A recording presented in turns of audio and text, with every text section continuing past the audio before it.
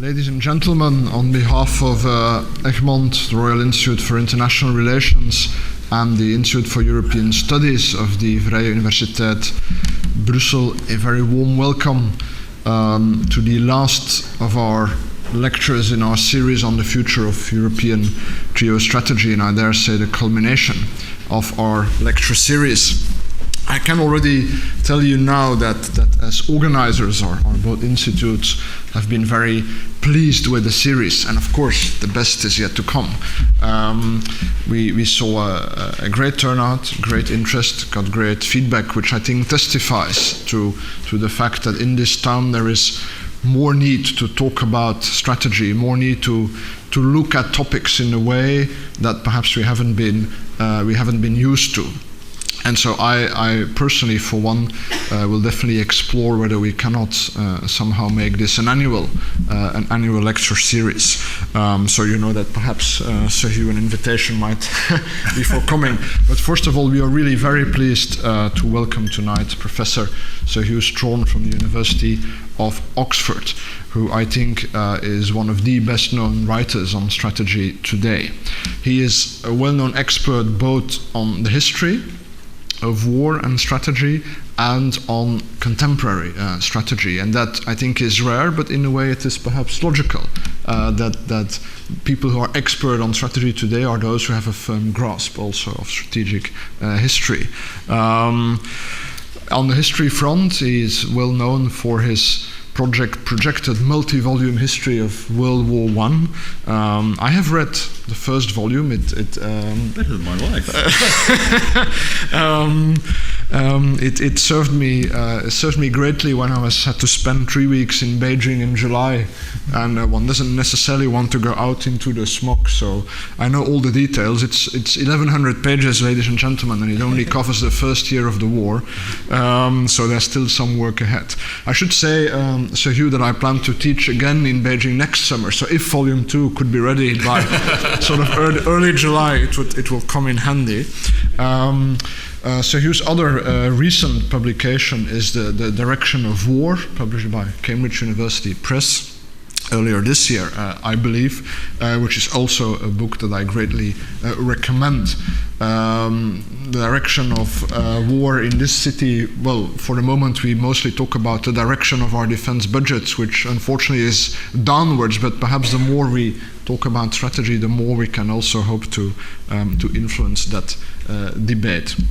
With that, once again, a very warm thank you, and we all look forward to your presentation. Thank you. Thank you very much indeed. Before I go any further, is this right in terms of sound and all that at the back? Is that okay? Thank you. I am going to do a bit of history. I might even do a bit of First World War history, although clearly my brief is to talk about geopolitics and strategy. And I thought I would start, and I do wonder how much he's been mentioned already in this series, with the person that for Britons is regarded as the founding figure of geopolitics, Halford Mackinder. Indeed, the chair of geography at Oxford is the Halford Mackinder chair. Not that anybody in the geography department has the foggiest idea who he was. That is up to the historians, and not many of them either. On the 25th of January 1904, Mackinder, who had left Oxford and was director of the London School of Economics, delivered a lecture at the Royal Geographical Society in London, which he called the Geographical Pivot of History. Mackinder saw a world which had been fully explored and fully politicized. It's actually quite, I think, remarkable to us now that should still be a new phenomenon, the notion that the whole world could be covered by recognizable states, that there weren't unknown terra incognitas in the world anymore. And the result, he said, his phrase, was a closed political system. It was also what I think some of today's politicians would regard, wrongly in my view, as a new phenomenon, an increasingly globalized world. That's a wrong view for two reasons. One is the world's always been global, so it can hardly be increasingly globalized, I think. And the other reason that it is wrong, in the sense that it is new, is that Mackinder's world was in many ways globalized, if by that we mean interconnected. As Mackinder went on, every explosion of social forces, instead of being dissipated in a surrounding circuit of unknown space and barbaric chaos, will be sharply re-echoed from the far side of the globe, and weak elements in the political and economic organization of the world will be shattered in consequence. In that respect, at least, Mackinder was right. By 1914, 59 countries in the world cleaved to a system of international finance which established an exchange system dependent on the pound sterling and delivered a measure of worldwide economic stability. The City of London was dominant in other respects, as Britain's merchant banks and its insurance and shipping companies underpinned the patterns of global trade. 1914 was a globalized moment, not dissimilar to the sense that we have today of living in a globalized environment. And it was a system which gave Britain, but also other states, a vested interest in the rights of neutrals and in the obligations of international law. A principal reason, at least for Britain, to go to war for the defence of Belgium, and I've got to get that in, obviously, this year, given the fact that it is the centenary, which is actually what is taking up most of my time. Now, today's Mackinder's lecture is read in two different ways. The first is the idea that Mackinder went to the Royal Geographical Society in 1904 to give his lecture in order to praise Britain's pivotal place in the closed, came to Britain not to praise Britain's pivotal place in the closed political system, but to bury it, or at least to point to its imminent decline. I'll come on to that, say more about that in a minute. And second, we see it in another sense. This lecture is deemed to be important because of something I've already said, that it is seen as the founding statement in the English language of a new discipline, if discipline is the right title, that of geopolitics. And what I want to say now is just a few words about each of those readings of the lecture. And let me begin with geopolitics before I go back to the position of Britain. My understanding of geopolitics as a discipline is that it traces its origins to the work, above all, of Friedrich Ratzel, Professor of Geography at the University of Leipzig, who died in that same year in 1904, and the author of a book called Politische Geographie, first published in 1897, a number of subsequent editions. And Ratzel saw the state in social Darwinist terms, as an organism which was required to expand its territory in order to survive. Like Mackinder, Ratzel recognized the world to become a closed political system, and that was a particular problem for Germany. Locked in Central Europe, recently unified, and already the second largest producer in the world. How could it expand? How could it find living space? And indeed, he used that word, which has now become so loaded, Lebensraum. How could a flourishing state expand when there was nowhere to go, nowhere to expand to? And so his solution was it could only expand by sea. Here there was space. Ratzel argued that the sea could enable Germany to grow just as it had enabled previous smaller states to acquire empires like Greece, Rome, Venice, Portugal, Holland, and of course Britain itself. The vision conjured by Mackinder's lecture was different. He was arguing that maritime power had had its day. For him, the states of Western Europe, with their ready access to the Atlantic Ocean and global trade, were no longer the geographical pivot of history. Instead, to quote him, Transcontinental railways are now transmuting the conditions of land power, and nowhere can they have such effect as in the closed heartland of Euro-Asia, in vast areas of which neither timber nor accessible stone was available for road making. Railways work the greatest wonders in the steppe because they directly replace horse and camel mobility, the road stage of development having been omitted.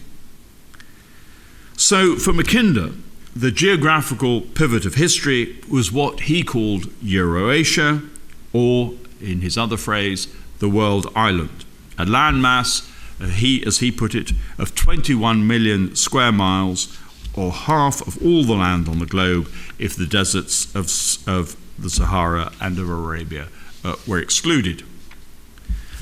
For Mackinder, the great struggles of the 20th century will be those for the control of Euro-Asia, and specifically would pivot on the relationship between Germany and Russia. As he put it in 1919, after the First World War, when incidentally he went to the southern Ukraine, who rules East Europe commands the heartland, who rules the heartland commands the world island, who rules the world island commands the world. Now that, by and large, is how we remember Mackinder's contribution to geopolitics. So now let me come back to the second reason for thinking about Mackinder's lecture in 1904, and that is the position of Britain specifically. Mackinder was British.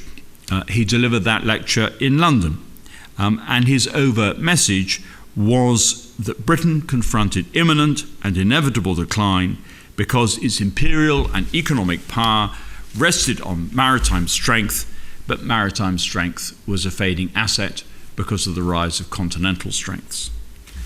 When Paul Kennedy wrote his book on British sea power, The Rise and Fall of British Naval Mastery in 1976, he ended part 2 of the book with a chapter called Zenith. And then he turned immediately to a chapter that followed on Mahan, within Zenith, on Mahan versus Mackinder. In other words, he put in juxtaposition the most famous strategist of sea power, Alfred Thayer Mahan, who had published in 1890, and Mackinder and his lecture on geopolitics. And that was the conclusion to Zenith. And then he turned to part 3 of his book on the rise and fall of British naval mastery, and he called that Fall. Kennedy's thesis, simply put, was that Mackinder had replaced Mahan, that the exponent of land power had replaced the exponent of sea power, and that Mahan's arguments about sea power rested too much on the past. After all, most of his illustrations were from 18th century naval warfare, and Mackinder proved to be, as far as the 20th century was concerned, far more prescient. The problem with this sort of assertion is that its validity depends not only where you sit, in other words, are you British or are you not in this particular case, but also when you're doing the sitting. How we see the past, and I think this is another 2014 moment as well, how we see the past is influenced by our preoccupations and perspectives in the present rather than how they saw it then. How we've done the First World War centenary, I'm tempted to say, reflects what worries us in 2014 rather more than what concerned them in 1914. And in 1945, Mackinder's stress on Euro-Asia as the global pivot of history looked reasonable enough. After all, Europe had just been host not just to one world war, or the pivot of not just center of not just one world war, but now of another, and the clash between Russia and Germany had been central to both those wars. In 2014, that stress on Euro-Asia does not look quite so powerful, not least because while Germany may dominate Europe, it does not dominate Eurasia, and nor does Russia dominate Eurasia, for all our concerns with Russia's behaviour today. The Russo-German antagonism has proved centrally important over the intervening years since 1904. And the big question which the crisis in Ukraine poses is, for me, above all, the question of how Germany responds to it. Will it decide to convert that latent European hegemony, a word, of course, most Germans hate, into something that rests on more than economic power? Will the Chancellor assert her authority with Putin? She seems increasingly disposed to do so. And as the East European and Baltic states would paradoxically dearly love her to do. It does show how much we have changed over the course of the 20th century, that we should be in the position where we want Germany to be stronger, not weaker. The Munich Security Conference in February showed a more militant side to Germany, thanks, of course, to Ursula von der Leyen as Defence Minister, thanks to Frank-Walter Steinmeier, the Foreign Minister, and even to the President, to President Joachim Gauck, all of whom have called for Germany to commit to crisis prevention. To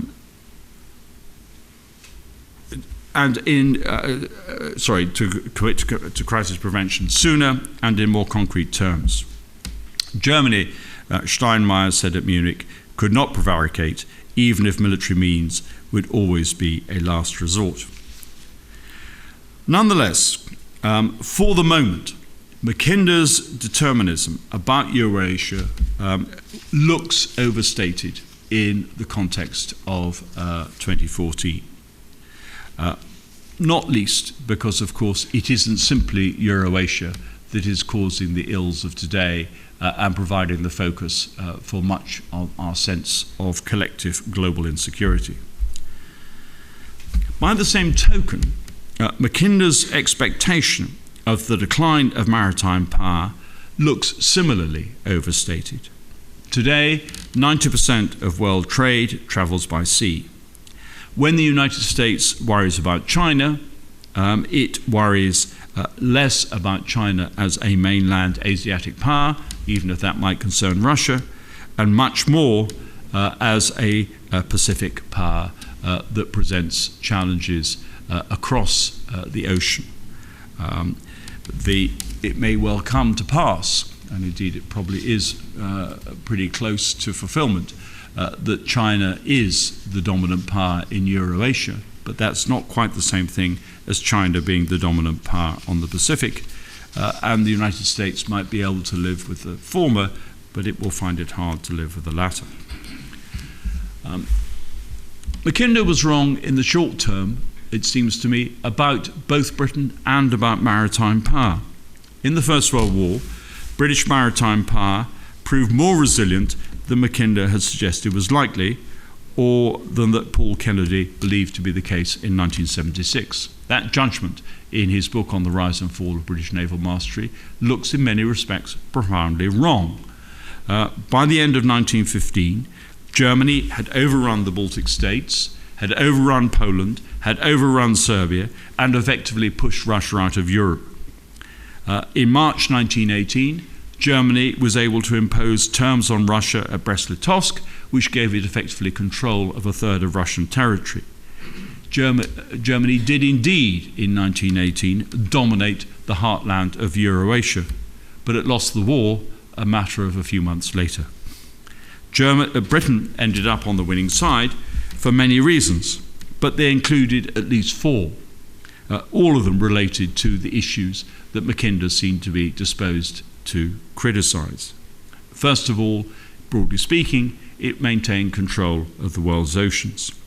Secondly, it was able to sustain economic pressure on the Central Powers through the use of economic warfare in the form of blockade. Thirdly, it was able to use its financial strengths to combine the resources of the Allies. It ended up underpinning the indebtedness of France and Italy and Russia on the US stock market, and in the process it was able to draw on the resources and productive capacities of the neutrals. And ultimately, and the fourth point, it was able to bring the greatest neutral of them all, the United States, into the war.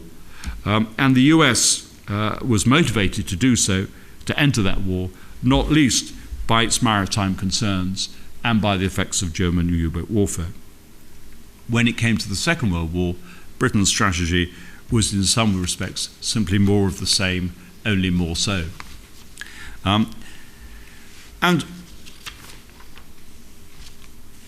the consequences that Mackinder can very easily, and his speech of 1904, his lecture of 1904, can be very easily dismissed. The challenge that confronted Mackinder when he gave his lecture in 1904 in the Royal Geographical Society was that he could not change Britain's geographical position. He could not lift up Britain and put it somewhere else in the middle of the heartland, however desirable that might be, if he were right about the necessity of dominating the Eurasian heartland if you were to be at the centre of world events. The geographical pivot of history was in this respect not an argument about inevitability, not an argument that we are all constrained by our geography, not an argument that Britain was doomed to unavoidable decline because it was turning out to be in the wrong place in the world. Instead, I see it as a wake-up call. Mackinder was saying that Britain had to use policy and even to use strategy to address the challenges which geography threw up. What he was saying to the British political classes was that they needed to match what had become a problem geographically with a political solution. They had to make the empire work more efficiently. It is extraordinarily relevant, I think, in this context, that Mackinder was powerfully and well connected. He'd been a president of the Oxford Union, he'd been a liberal imperialist candidate for Parliament in 1900, and he was associated with all the think tanks of the day, Lord Milner's Kindergarten, the Coefficients, the Compatriots, all of them designed to make the British Empire work on lines which would maximise its economic and military potential. And so in some respects, what Mackinder was doing was pushing at an open door. Since the 1870s, many others in Britain had been concerned about the question of relative British decline and how they could address it and how they might use naval and imperial power to do so. The Colomb brothers, Sir Charles Dilke, MP, Spencer Wilkinson, who happens to be the first holder of the chair in military history at Oxford, and later Julian Corbett. Britain was developing an understanding of what we today, and indeed Corbett did occasionally call, grand strategy, the need to relate imperial defence to Britain's economic position and to sustain a navy and its bases to protect them both. Mackinder was working with this grain, not cutting across it. In 1902, Britain established the sort of body that we would now increasingly recognise in many of our capitals in Europe, what today we would call a National Security Council, but which was then called the Committee of Imperial Defence, a body which brought together round one table the senior ministers involved in defence and foreign policy, together with the service chiefs, so they could actually discuss, in advance of the cabinet deciding, they could discuss what the strategic options might be. It was by no means a perfect instrument, but it was precisely an institutional framework for the making of strategy. In that same year, 1902, Mackinder himself wrote a book called Britain and the British Isles, which saw defence as essentially the protection of economic subsistence and regarded the distinction between war and peace as irrelevant since, as he put it, the pressure of strategical considerations is urgent upon governments at all times, whether you're at war or in peace. Now, to us, those seem statements of the blindingly obvious in some respects, that military capability and economic capability should be linked, and that we need to think about these issues seriously in times of peace as well as in war. But at that time, such a broad view of strategy was extraordinarily unusual. Strategy, as it was taught in military academies and in staff colleges, was indeed only the business of generals and was about manoeuvring armies in time of war more than about anything else. Now, what has all that history bit got to do with us today? After all, that is what you are overwhelmingly concerned with, and presumably the reason you have asked me to speak. And let me give you two preliminary answers. The first answer follows directly from what I have just said, and I hope I've already flagged it up sufficiently, and that is the fundamental importance of strategy to address seemingly intractable problems. In the 20th century, strategy could not avoid the factors that contributed to British decline and that essentially exposed Britain to the consequences of what Mackinder was anticipated. But what it could do was help to manage that process in a relatively graceful way. People often say, and indeed earlier this evening coming from the airport, we were talking about the option for Britain staying out of the First World War, at least implicitly, because we were talking about Neil Ferguson, who in his madness argues that that was a real option. And one of the reasons it was not a real option is that Britain would have lost as much, if not more, by not engaging in this war, politically, militarily, and economically, as it would have done by engaging it. In other words, and the same would apply for the Second World War, there are very often no good options when you confront these things, and you'll have to balance two options, both of them with downsides. And by opting for war on both occasions, Britain managed to stage its decline in ways that avoided defeat, and yet at the same time enabled a degree of realism that meant that it adapted rather than collapsed completely. And indeed, it's still in business. It might not have been still in business. The second answer is also Britain's answer to Mackinder, that strategy can be used to manage geopolitics. And that seems to me very important in today's world, precisely because geopolitics are back in fashion. It's a striking tribute to the organisers of this series that geopolitics is a subject which you are being asked to address, because almost certainly 5 years ago you wouldn't have been asked to address it. When I arrived in Oxford, I'm losing track of time, 13 years ago, I found there was a Mackinder Forum. And the general reaction when you said that there was a Mackinder Forum to those who knew about Mackinder and knew about the lecture at the Royal Geographical Society and knew about geopolitics was to snort with derision and say, what do we want to talk about this for? Where is geopolitics and why does it matter any longer? It is something of the past.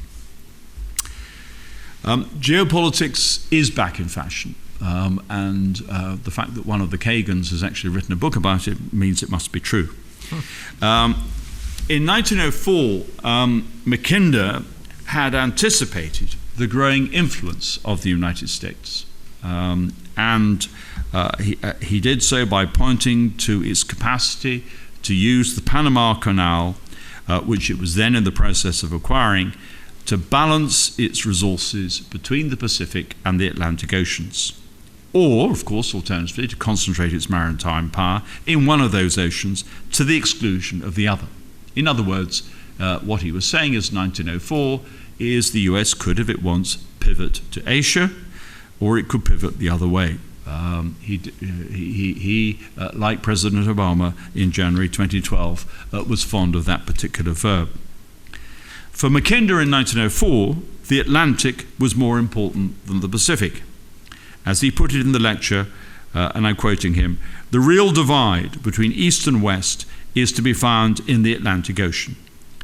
And for most of the 20th century, that remained more true than not. The Atlantic, not Eurasia, was the global pivot of history. In the First World War, as I've already mentioned, Britain used it to engineer the United States' entry to the war.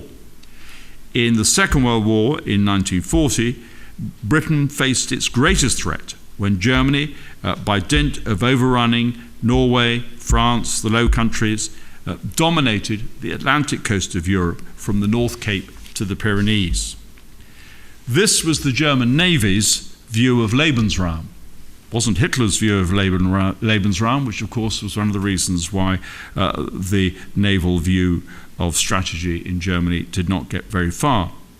But it did mean that the bitterest and most protracted battle fought between Britain and Germany in the Second World War, and not just between Britain and Germany, but other powers as well, the Battle of the Atlantic, proved to be the key not only to offsetting German domination of Europe, but also the key to the delivery of American Lend-Lease, and ultimately, of course, to the eventual reopening of the land fronts in northwestern Europe.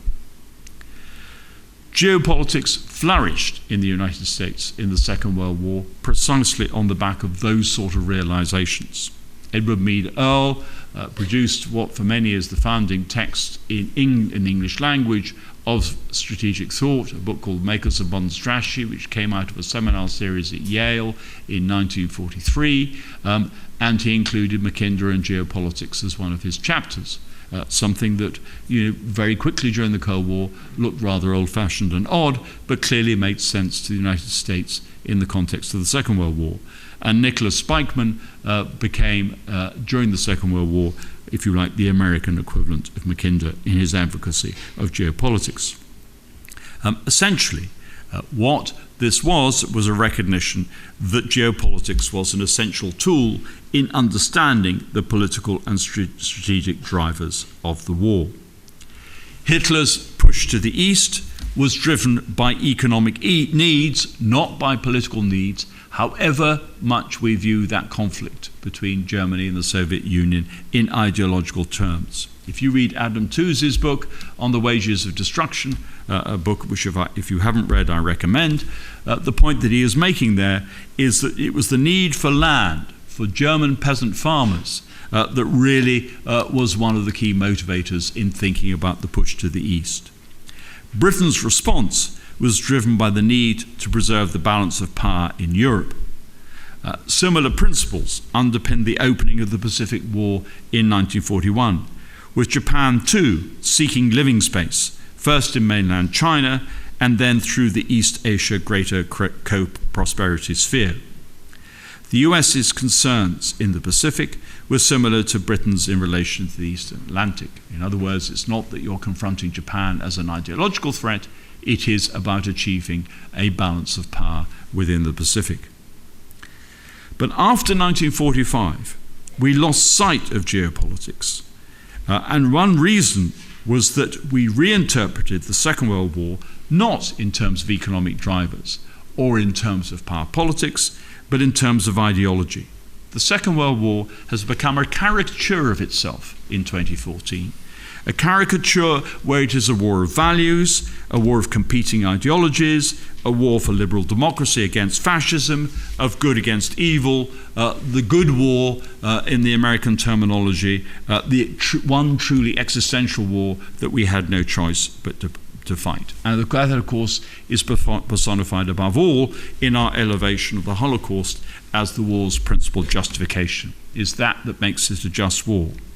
The sad truth is that neither Britain in 1939 or indeed any of the other Western European powers, nor the United States in 1941 went to war to rescue the Jews. Their persecution certainly began before 1939, but their systematic extermination, as agreed at Wannsee, did not begin until the war itself was underway. It was a product of the war rather than a cause of the war. This was not a war of humanitarian intervention. But we reconstructed the Second World War as a moral crusade. It became enfolded in our understanding of just war theory. This was the war we had to fight. This was a war whose scale and unimaginable suffering vastly outstrips the war whose centenary we're commemorating this year, but we don't actually question that loss and suffering precisely because we believe this is the war that is truly legitimized by the objectives at stake. The Cold War perpetuated that elevation of ideology over geopolitics. In part, of course, the Cold War was a competition between competing ideologies, between liberal democracy and its faith in free market capitalism, and communism and its belief in a command economy. But the Cold War also enfolded that competition between ideologies within a geographical framework, with the result that we lost sight of the geopolitical content. We need to remember, particularly here in Belgium, the geographical terms which we used to differentiate the liberal democratic states from the communist ones. The West was pitched against the East. That is a statement of geography rather than a statement of ideology. The West formed an alliance which it called the North Atlantic Alliance, a statement of geographical identity rather than of ideological identity. And of course that North Atlantic Alliance followed Mackinder in seeing the Atlantic Ocean as the global pivot of history. Ever since the end of the Cold War, we have struggled to move on from the intellectual framework bequeathed us by that Cold War, and indeed by the Second World War itself. And in part, of course, because we have continued to couch our reasons for resorting to war in ideological and value-driven terms. Neither the Prime Minister of my country nor the President of the United States is capable of talking about war without putting it into an existential context, a context driven by humanitarian needs, by universal values, and by the demands of the free world and of democracy. And yet, of course, as they do so, they have no intention of matching it with the resources that such illimitable objectives would imply.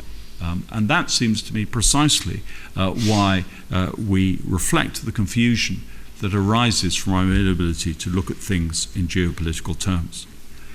NATO's wars of intervention since 1990 in Bosnia, Kosovo, and in Afghanistan, even if limited wars in terms of the resources allocated to them, have been presented as wars for values which liberals can endorse.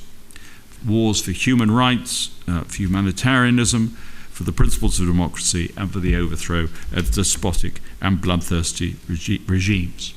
George W. Bush justified the invasion of Iraq as part of what he called the Forward March of Freedom. In 2005, the United Nations went so far as to challenge its own charter. The charter carries a presumption against the state's right to go to war except in cases of self-defense. It adopted essentially the principle of state sovereignty in that. And yet in 2005, as you all know, the United Nations also adopted the principle of the responsibility to protect, even in cases that invoked the infringement of national sovereignty. As the events of the last couple of years, and particularly, of course, the plight of Syria, reminds us, the United Nations does indeed require a Security Council resolution to act on the principle of the responsibility to protect. But nonetheless, what that has done has created a tension at the heart of the United Nations objectives, which we don't seem able satisfactorily to resolve.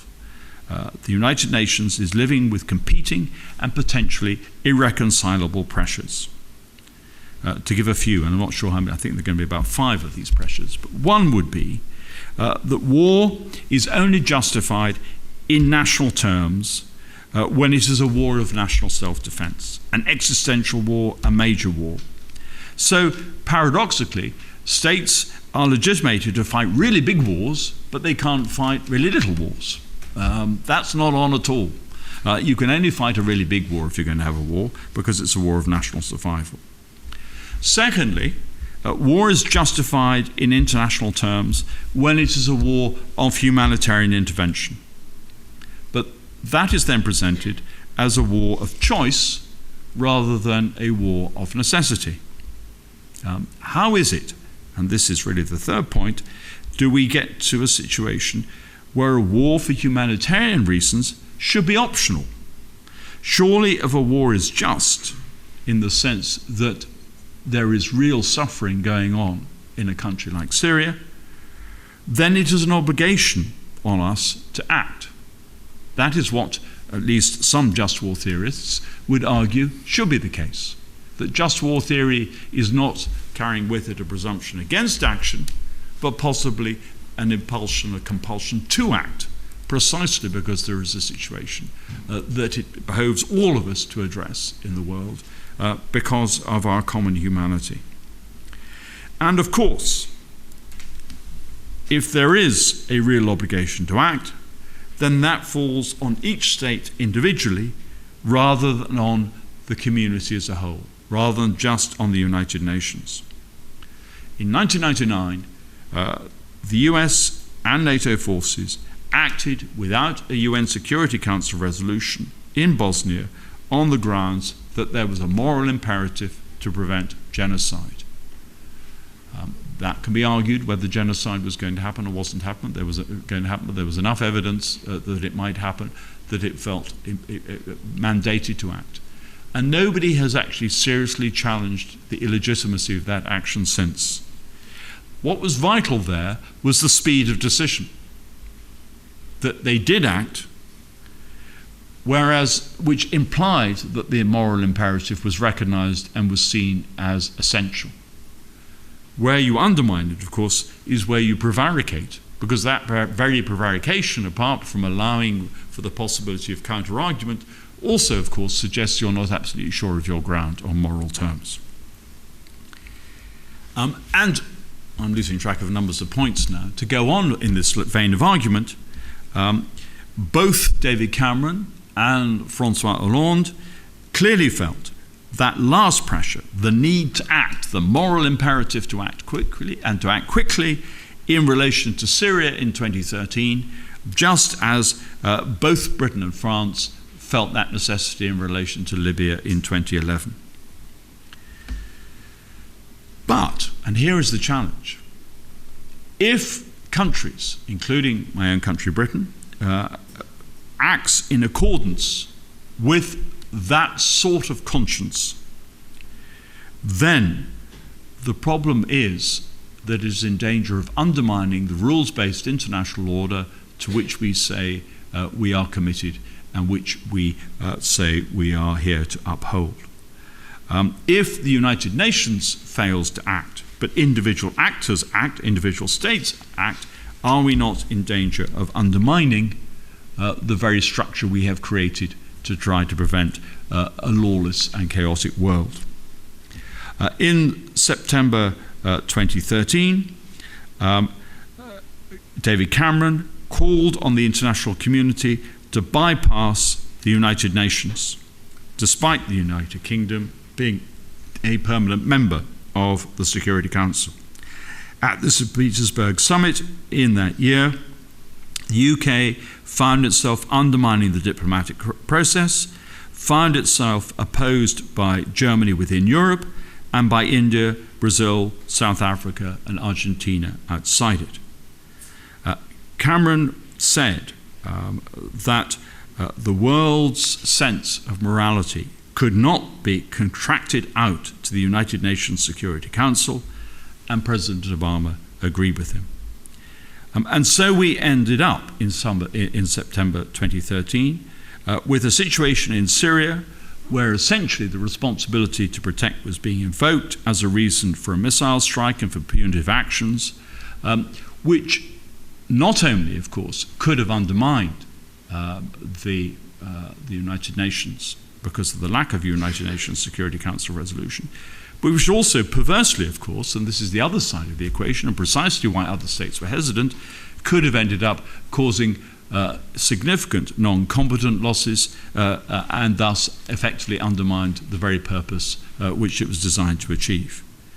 The responsibility to protect does not, of course, have to invoke the use of military force, but it does imply reducing the numbers who are victims of war and it does imply the reducing the numbers of those who are victims of war rather than multiplying them. And I'll try to come back to that a bit more at the end. How am I doing for time? Why I've stressed that issue of the responsibility to protect and of the confusion of our policy in relation to Syria, about which a great deal more, of course, could be said, is that our problem since 1990, with the ending of the Cold War, has been that ideology and geopolitics have been on diverging, not converging courses. And that is creating new tensions for us among allies and between friends and neighbours. Ideologies and geopolitics conveniently overlapped very neatly in the Second World War and in the Cold War. And the impasse over Syria captures that divergence for us exactly. It is, after all, widely recognised as the greatest humanitarian crisis since 1990 and possibly since 1945. And if anything should prompt the United Nations to invoke the responsibility to protect, Syria should. And yet, even before the complexities of the Islamic State, it's hardly surprising that the United Nations finds itself in an even more conflicted position now. The United Nations Security Council could not agree the terms of a resolution. Instead, what happened in 2013 was essentially a division, reflecting the legacy of Libya in 2011 to some extent, which saw, on the one hand, the United States, the United Kingdom, and France ranged against Russia and China. Now, for many commentators at the time, that split looked like a Cold War split. It suggested an ideological division. And yet, of course, we were being, and we have been since, with Ukraine and Crimea, repeatedly told that there is no resurgent Cold War, however much people want to use the vocabulary. Both Russia, to a large extent, and China to a much lesser extent, are now complicit in market-driven economies. Geopolitics and economic interests are more important, or at least as important as values and ideologies, and certainly in explaining great power politics and the strains that emerge within them. The same point, I think, can be made about Ukraine and the takeover of the Crimea. That can be understood in terms of ideology, but I think you struggle, quite frankly, to put it in that framework. It can much more easily be understood in terms of geopolitics. And the response from the West, expressed in terms of sanctions, argues that the West sees economic self-interest as more important to Moscow than arguments about the rule of law and the rights of the state in the international order. It's interesting that when the Syria issue first arose in Britain, Philip Hammond, who was then Defence Secretary rather than the Foreign Secretary, gave a speech in November 2012 when he labelled the Middle East and the Mediterranean as Britain's near abroad, a phrase he might hesitate to use today. But I think the point about the near abroad as a phrase, whether a Britain uses it or a Russian uses it, or whether we use it of each other as states, is we are talking about something that is to be defined geographically rather than ideologically. Familiar concerns about the security of the Mediterranean, the implications for Europe in the change in the Arab world, anxiety over Middle Eastern security, make Syria as central to our strategic concerns within Europe as Libya was in 2011. And whatever happens to the oil price, I don't see that changing very much. The challenge for us is that our logical ideological partner, the United States, is not as similarly affected geopolitically by these considerations. Obama in relation to Libya and in relation to Syria, less so admittedly this year with the emerging crisis in Iraq, has been content, as the British press describe him, to lead from behind, to get Britain and France particularly to be the European states who are the net exporters of security, to quote the President's phrasing in his January 2012 speech of at least, when he was describing at least some European countries. Why has the US been so reluctant to lead, or indeed to, in relation to Syria or to the rest of the Middle East? I think we mostly know the answers. It's partly campaign exhaustion as a result of Iraq and Afghanistan. It's partly economic austerity and sequestration. It's partly increasing self-reliance on fossil fuels and therefore the lack of interest in the oil question. And of course, it is above all that pivot to Asia-Pacific, which is what he announced in the January 2012 speech, a geopolitical speech, if ever there was one. In the switch from the Pacific to from the Atlantic to the Western Pacific, and in priorities from looking towards Europe to the issues raised by the rise of China, we see, it seems to me, an absolutely fundamental manifestation of the geopolitical priorities. But what we also see is responses which do not conform with our ideological expectations. We see a tension emerging between whom we think our allies might be and whether we necessarily have common interests with them. Let me take two examples. The first would be Australia. Australia has deepened its defence relationship with the United States and has done so in part because of shared values. The obvious common interest is the shared concern of both countries generated by China's rise. Apparently here, geopolitics and ideology converge. And yet Australia's economy, which is flourishing compared with most of ours, is fired above all by China's demand for Australian raw materials. So economic self-interest pulls Australia to China just as its defence needs pull it to the United States. Australia's 2009 white paper, with its commitment to create a fleet of strategic nuclear submarines for the defence of its maritime regional interests, specifically said the cause of Australia's worry was the pace of China's military modernisation. China was not pleased.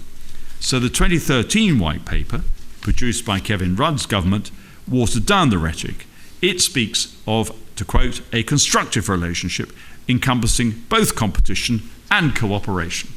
And that exactly highlights the tension which this geopolitical shift is confronting states with. Australia's problem is reflected in part, of course, for Singapore.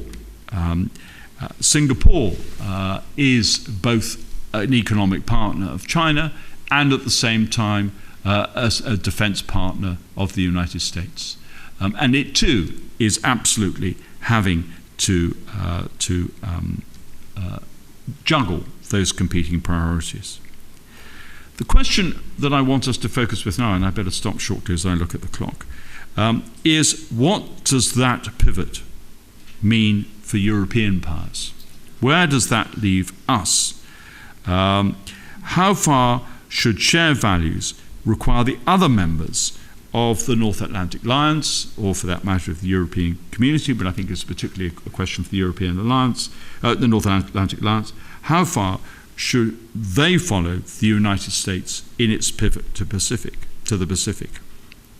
Are the new European member states of NATO, new perhaps no longer an appropriate word, but Poland, Hungary, the Baltic states, who of course are much more concerned about Russia, how far should they follow the United States out of ideological commitment, and how far should they be bounded in their response by their geopolitical interests? Should Britain, for example, and there is an active debate this week in the British press because of the Bahrain base, should Britain revoke its decisions of 1969 to withdraw from east of Suez by returning there, not least because by doing so it reflects in that case its economic interest in the Gulf, to be sure, but also, of course, ultimately it's moving gradually back towards Asia in the direction which its principal strategic partner is also bound. How far should those who are America's allies feel that if for America the priority is Asia, then that applies to them too? I'm a Scot. During the course of the referendum debate over the summer, I was tempted to follow up the decision of the SNP that it wished to pursue membership of NATO if it became the government of an independent Scotland by asking them, are you ready to defend the west coast of the United States? And that produced hollow mirth on the grounds that this was clearly a totally inappropriate question. But actually, for the United States and for Canada, membership of NATO may actually make most sense in a Pacific context rather than a North Atlantic context. Where are the bounds of NATO? Where are the bounds of the Atlantic Alliance? We are concerned with the preoccupations today of the Baltic states and of the East European countries for very obvious reasons. But we need to remember that the one time that Article 5 was invoked in its history was because of an attack not on a small country, but on the biggest of the lot, on the United States. And in my view, it was a big mistake on the part of the United States not to accept that offer of solidarity when it was made, precisely because it's then subsequently have had to go around cap in hand trying to reactivate it. At the moment, most European powers, when they address possible violations of Article 5, are more concerned with their eastern frontiers or their southeastern frontiers, if they're Turkey, concerned about Syria, than they are concerned about the wider ideological commitments that bind us together. Parts of the... and I think that this issue is central to us because under the umbrella of European security and of the alliance, we have a pattern of state formation which actually has rested, and this comes back to the Scotland question, on the principle of division rather than aggregation. Division which actually makes for military weakness individually rather than collective military strength. We therefore needed the collective organisations in order to provide that strength, which is precisely, of course, why the SNP was anxious to, quite rightly in my view, to seek NATO membership. And there is another set of geopolitical interests and changes which I think we need to throw into the mix and which I shall end with, and that is this. The issue of how we expect the free world to react to challenges rests a great deal on the notion that we have shared values and that we will act out of those shared values rather than out of perceived national self-interest. And yet, the biggest geographical change, and the one that most dominates the headlines, and used in the run-up to the invasion, before the invasion of Iraq, to dominate the thinking of the Defense Department and shape much of the Pentagon's thinking, was the issue of climate change. Climate change makes the control of territory more important than a common set of values. If parts of the world are going to run short of water, of fossil fuels and of food, control of territory and the definition not only of frontiers but also of territorial waters and the resources between them will become central to our definitions of economic and social security. The melting of the Arctic ice cap is creating competition just as it also creates opportunity. Climate change is affecting the Arctic more than any other area of the Earth, and it's pretty close to all of us, even if only a minority of those in this room may actually be Arctic powers. And this process is converging with the West's realization that it confronts long-term economic weaknesses which could militate against the free trade assumptions which underpin liberal capitalism and certainly underpin Europe. Free trade is, after all, predicated on an expectation of economic growth. In the 1930s, the Wall Street crash and the slump led to protectionism and economic autarky. Such considerations do not inevitably lead to war, but they should make us wary of it. Moreover, in this respect, Macinda's attention to continental power looks more prescient insofar as the pursuit of national self-interest and economic self-sufficiency will favour geographically large states. Not only the United States, but also Russia, Brazil, India, and of course China. Just because, as a result of their geographical extent, they have more resources contained within them, which they can, of course, use in terms of trade interests and in terms of their own economic needs. Their extents, their geographical extents, give them readier access to natural resources. And as I've already suggested, that runs against the current pattern of state formation and, dare I say it, of state proliferation, which has characterized so much of the world's development since 1945. 19th century states united, not least in order to become militarily, strategically, politically stronger. Germany became a player by virtue of unification. And Italy, too, became a player, even if not such a powerful or disruptive one, by the process of unification. In the 21st century, geopolitical logic could have a similar effect as shared value systems and common ideologies become less important than the emphasis on material security and regional priorities. Economic self-interest and geopolitical concerns are making our values and beliefs less important than our rhetoric suggests. The message Macinda gives us for today is that policy must adapt and recognise the new realities. It is, if you like, a case for the importance of grand strategy, whose absence in the world today seems to me so obvious. And if I can end perhaps with one illustration of exactly that, because I suspect some of the discussion may go that way, the way in which we are ready to think about the use of force and the use of actual conflict in particularly North Africa and the Middle East seems to me to reflect exactly that inability to think strategically. Because what we do is we interfere, but we interfere late and we interfere too late, with the result that we condemn ourselves to a process of continuous escalation as we struggle to catch up, rather than try to form a coherent view as to where we might go and how we might behave, and therefore be ahead of the game. Nothing seems to be more alarming than what is currently going on in Syria and now, of course, in northern Iraq, precisely because it is continuously condemned to be behind the curve. And by being continuously condemned to being behind the curve, so, of course, you also create a sense of opportunity, not least for those further north in Russia, who see a readiness or a lack of readiness to act, rather, and to act decisively as an indication of a more general weakness. Let us not fool ourselves that there were any serious options on the table at the NATO summit in September in relation to the use of military force. Thank you very much. Thank you very much indeed.